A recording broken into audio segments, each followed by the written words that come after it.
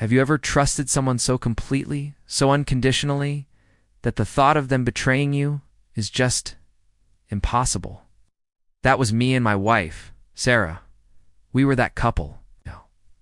High school sweethearts, married for 10 years with 2 amazing kids. I thought we had it all. I'm a firefighter, and every day I walk into danger. I did it with a calm heart, knowing I had her and our family to come home to. She was my rock, my safe harbor. That's why what happened next shattered my world into a million pieces.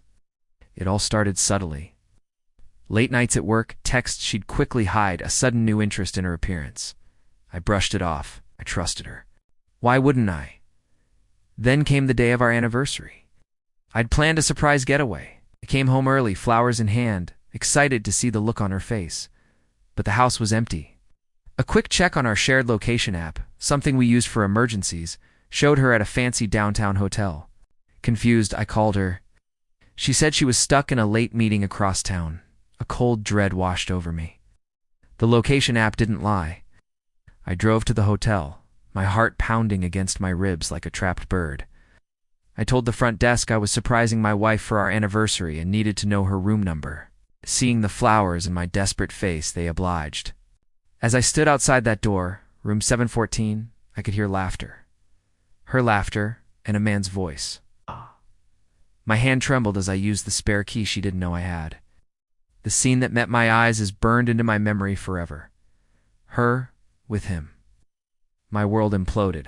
I didn't scream. I didn't yell.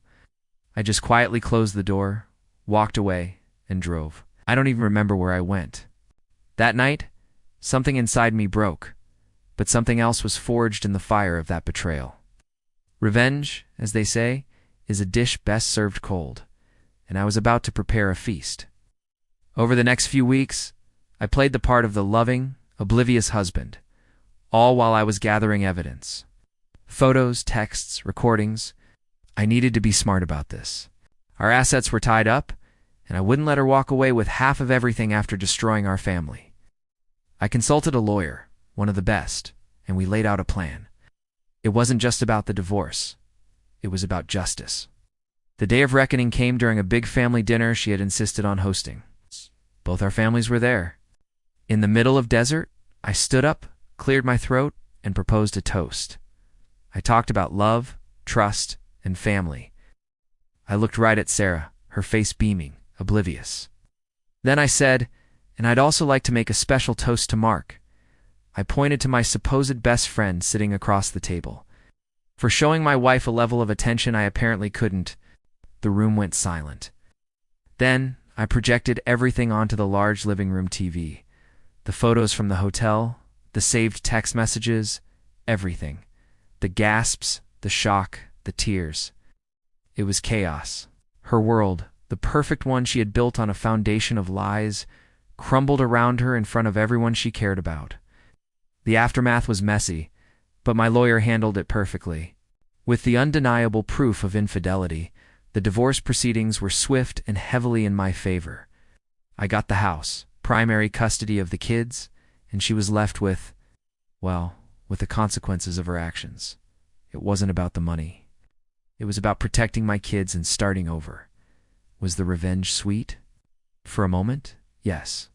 But true healing began when I let go of the anger and focused on my children. We're building a new life now, one based on honesty and real love. My trust was broken, but my spirit wasn't. Sometimes you have to walk through fire to find your way out of the darkness, and I'm finally seeing the light again. Thanks for listening to my story. If you've been through something similar, know you're not alone and you will get through it. Don't forget to like and subscribe for more stories.